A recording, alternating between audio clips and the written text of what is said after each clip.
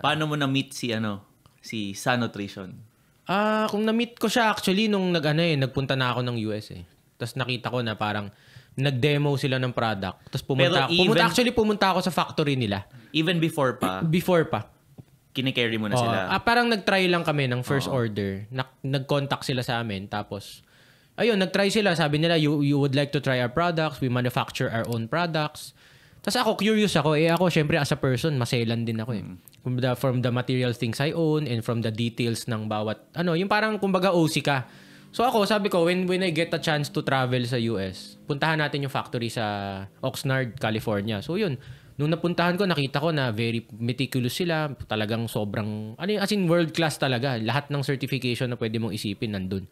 So then I found out ko na parang sobrang ganda nitong product. It's just that wala pa siya dito. So yun, we tried. Tapos sabi ko, una, pinupush ko pa kila Coach Flex, di ba? Alam nyo yung time, parang ang hirap pa siyang i-push kasi yung mga product, yung mga tao nakasanayan lang yung parang normal na products. Kasi to be honest, Waking Nation, napag-iwanan tayo sa sports nutrition dito sa Philippines eh. Kung yung mga sikat dito na products na, pero yung mga sikat dito na products na hanggang ngayon pinapaano pa rin nila. Pag pumunta ka ng other countries, hindi naman nasikat yung mga yan eh. Kumbaga, ang tagal lang natin mag-adapt sa changes. Kasi yun nga sinasabi ko, supplements are like cellphones. Yung mga technology diyan ang bibilis. From long minutes nagiging seconds ang absorption. 'Di ba? Ikaw alam mo 'yan. 'Di ba? So kumbaga parang yun yung here sa Waking, yung tinatry natin is parang we're trying to change the game. We're trying to elevate yung game. Imagine for example, one example Waking Nation. Yung Hydro BCAA, Justin, kailan pa natin minamarket yan? Di ba? 2017? Tagal na, sir. Di ba? Even before that, BCAA lang iniinom ng tao, EAAs na yung pinupush natin. O ngayon, lahat ng tao iniinom EAAs. Di ba? So, kumbaga, ako, I would proud ako sabihin na yung Waking, nagsiset talaga ng benchmark to elevate the game. Na tipong alam natin na we're trying to change the game of sports nutrition na tipong makakatulong sa not just to the normal people but to elite athletes na who wants to perform at the next level. So yun. Parang wala na akong masabi Parang lahat ng mga malulupit. Ting. Solid. So, siguro share ko na lang din yung experience ko sa Waking Nation. And nabanggit ko naman na din to sa mga dati pang vlogs. So, yun, ang nagustuhan ko kasi sa Waking dati pa nung una is parang quality products na dati hindi naman available sa malapit sa atin, 'di ba? For example, if you're sa taga Marikina ka, parang saan ka bibili ng quality na product na hindi naman mahal, affordable. So, 'yun yung natuwa ako sa Waking, 'yun yung nakita ko sa kanila na talagang, astig, parang meron na palang store dito na makakabili ka ng mga ganitong products na quality talaga. Dati kasi sa Makati lang. Sa Makati lang. Oh, 'di ba? Sa Makati lang eh. Si Waking pala yung nagkalat. Si Waking pala yung nagpabagsak. So, yun lang Waking Nation. Saka nakakatuwa kasi yung Waking family. Very supportive talaga sila sa amin as athletes. Saka hindi lang supportive, they're very loyal din sa mga athletes nila. So, yun lang. Yun lang yung thankful din talaga ako.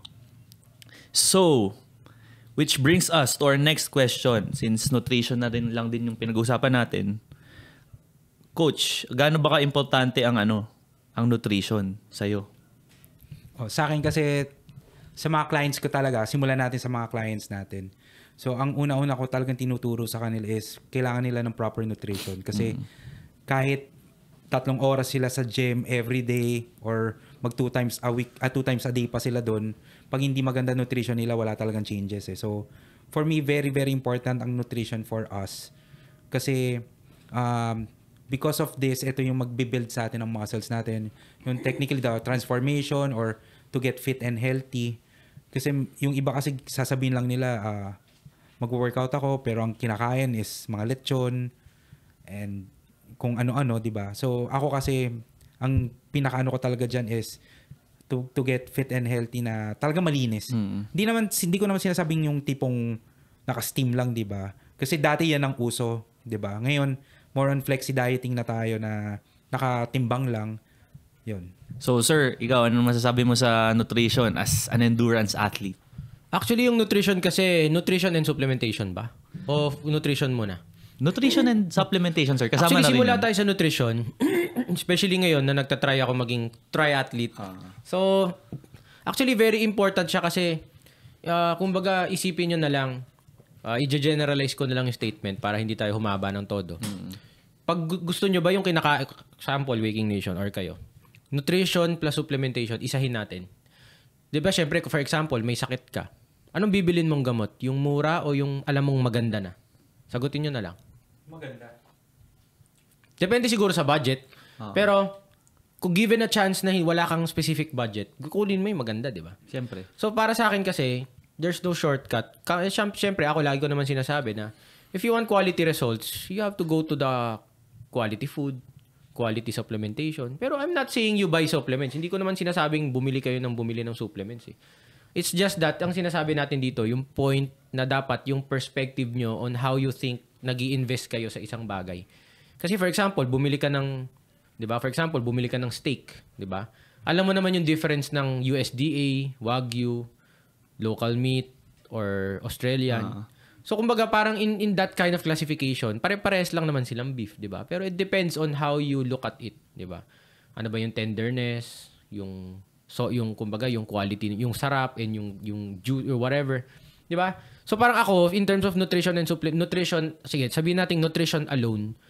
Ako, if you have the, yung perspective nyo dapat, wala na akong pake kung anong budget nyo. Basta dapat, kung may gusto kang isang bagay na i-invest doon, ipunin mo na lang kaysa yung magbibili ka ng pangit.